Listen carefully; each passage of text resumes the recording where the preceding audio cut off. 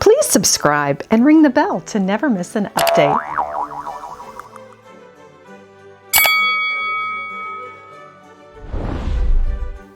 We all enjoy collecting. It's a great way to show our interests and to add beautiful things to our home and our lives. Today on Lady Mary Beth, I will showcase my royal commemorative collection along with a bit of history on the British royal family. Join me.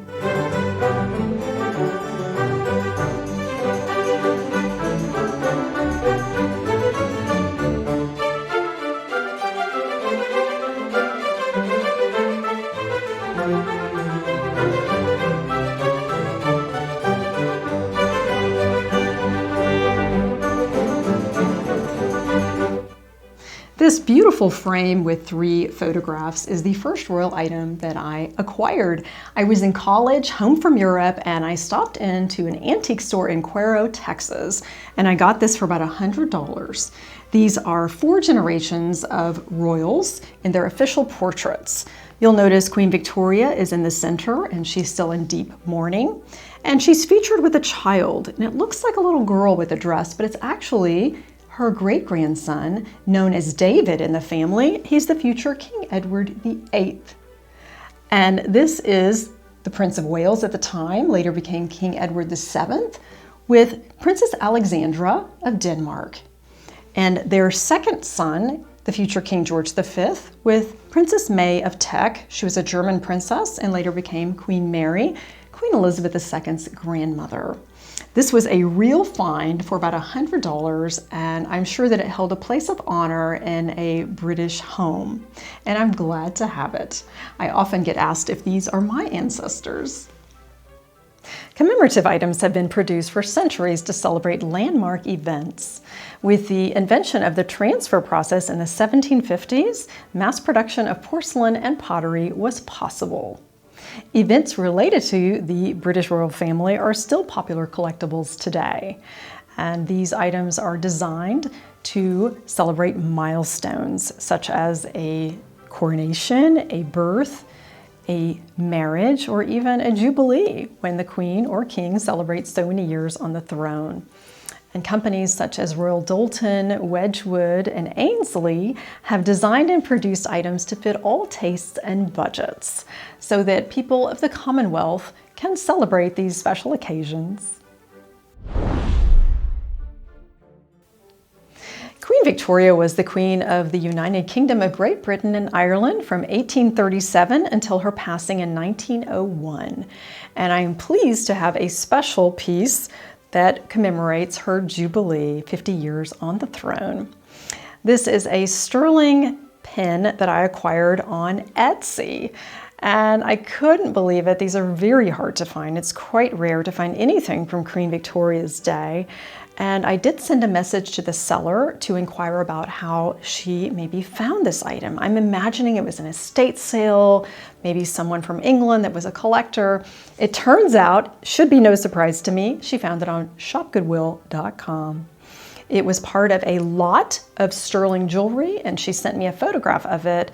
And this was the only antique item, and I can say antique because it's over 100 years old. Otherwise, it would be vintage. And the other items were completely unrelated, but she got it in a bundle, and I was glad that she shared that with me, and I'm so pleased to have this pin. Let me tell you more about it. This rare crown pin was made in 1886 to commemorate Queen Victoria's Golden Jubilee the following year. And you'll notice the letters VR, and that stands for Victoria Regina. It was made in Birmingham, England, of sterling silver. It is two-tone, and it has some fine detailing. You will notice the florals in the background are hand chased, and it's got lots of hand engraving as well. And it has several hallmarks on the back. The lion, which is indicative of sterling silver, along with an anchor and the letter M, indicative of Birmingham silversmiths. And you'll notice that it has a very typical antique long pin and a C-clasp. This is such a wonderful find. I am glad to have it, and what a treasure to have something from Queen Victoria's era. On the death of Queen Victoria in 1901, Edward became King Emperor Edward VII, with his Queen Alexandra as Queen Empress. And this beaker was a collectible, affordable item at the time, and it's got lots of good information and detail. Let's take a look at this. There was much jubilation as King Edward VII ascended the throne. His reign did much to restore luster to the monarchy that had shone somewhat dimly during Victoria's long seclusion as a widow.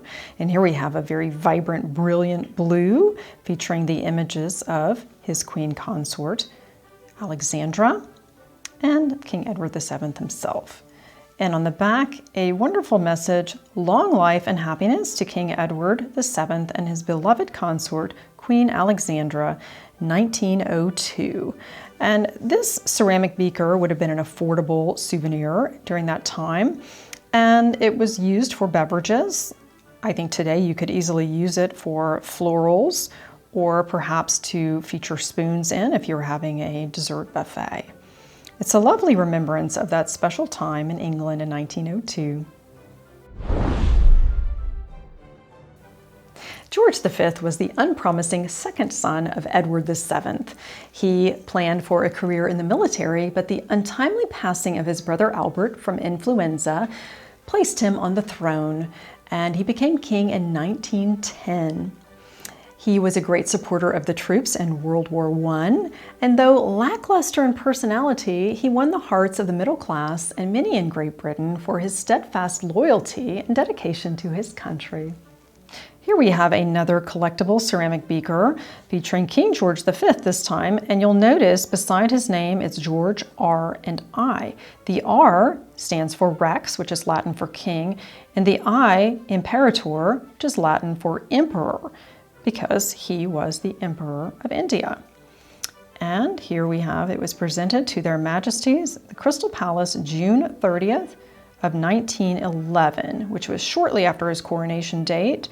And if you're not familiar with the Crystal Palace, it was not a restaurant or a club. It was actually something very important in the Great Exhibition in the mid-1800s. It was later moved from Hyde Park to South London, where it eventually burned, but that was very much a symbol of the modern era, made of plate, glass, and iron. So this was definitely a very special piece. And here is Queen Mary, his Empress. It's so beautiful. And you will notice underneath it has the stamp with Royal Doulton, just as the other beaker was.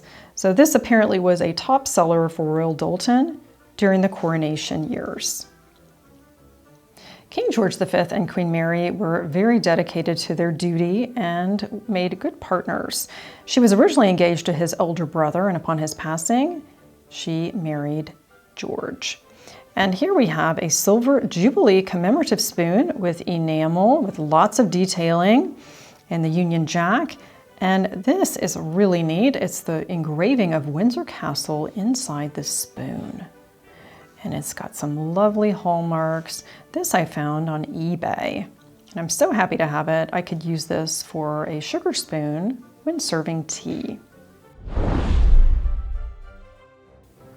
George V was critical of all his children, but especially his wayward son, Edward, known as David in the family. He once said he hoped that his second son, Albert, known as Bertie, might take the throne. And of course, he himself was a second son. Maybe that's why. He did get his wish. In 1936, Edward abdicated the throne to marry the American divorcee Wallis Simpson. He was king for less than a year, and his coronation never took place, but the commemorative plate had already been made. It is hard to find a souvenir from his coronation since it never happened. I was able to find this sandwich plate on Etsy, and I plan to use this for tea time. This Ainsley plate is a really neat piece of history, especially since the coronation never took place. And here we have a lovely floral transferware detail, hand-painted gold edging, and lots of really good historical information. Above his image, it says, "Empire on which the sun never sets," and it has the shields of Australia, Canada, and New Zealand. And here is King Edward's image in the center with May 12th, 1937, the coronation that actually didn't happen. And at the very bottom it shows South Africa, India, and the West Indies under that same banner, Empire on which the sun never sets. After King Edward's abdication, his younger brother Albert became king, and he chose the name George. He became George VI for continuity and to restore faith in the British monarchy. And here we have a silver-plated dish on copper to commemorate his coronation. This pierced silver dish commemorates the coronation of George VI. He was King of the United Kingdom and the Dominions of the British Commonwealth from December 11th, 1936 until his death in 1952. He was concurrently the last Emperor of India until August 1947 when the British Raj was dissolved.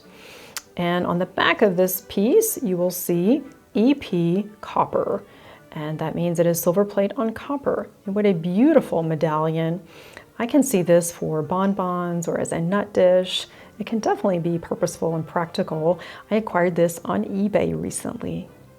This ceramic mug is typical of its time. It's a very affordable souvenir, and this commemorates the May 1937 coronation of King George VI and Queen Elizabeth.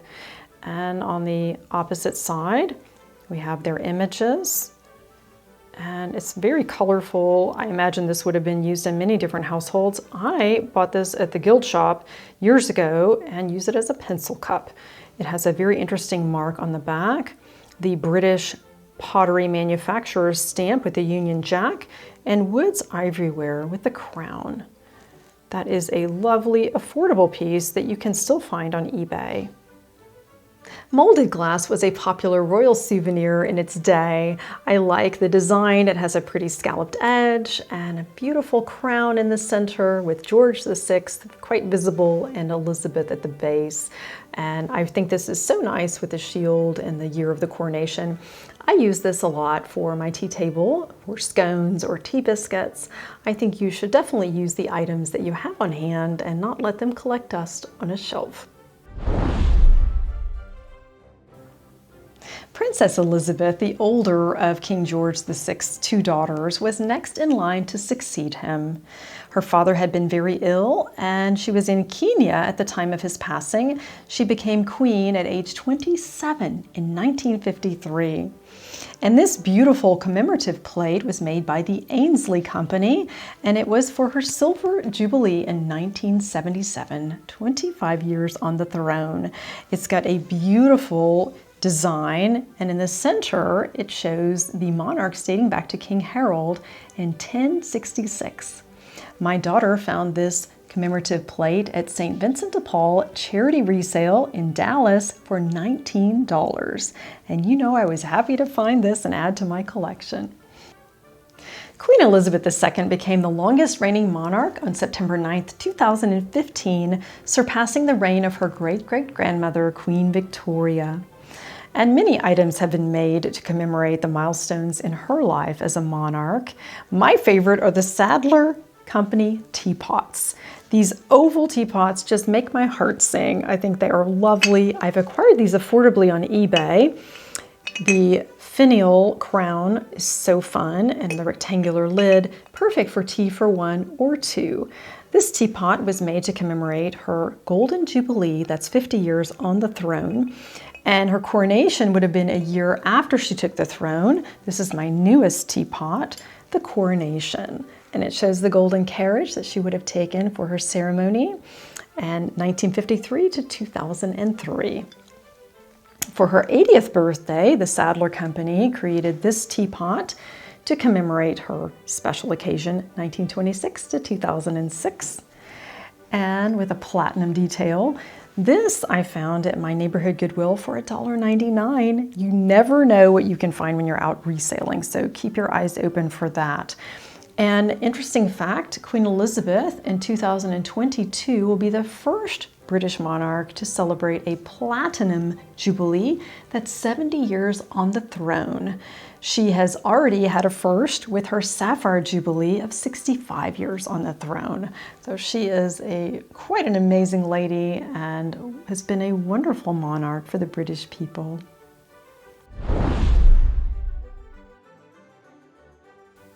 His Royal Highness the Prince of Wales, Prince Charles, is the eldest son of Queen Elizabeth II and the oldest and longest serving Prince of Wales in British history.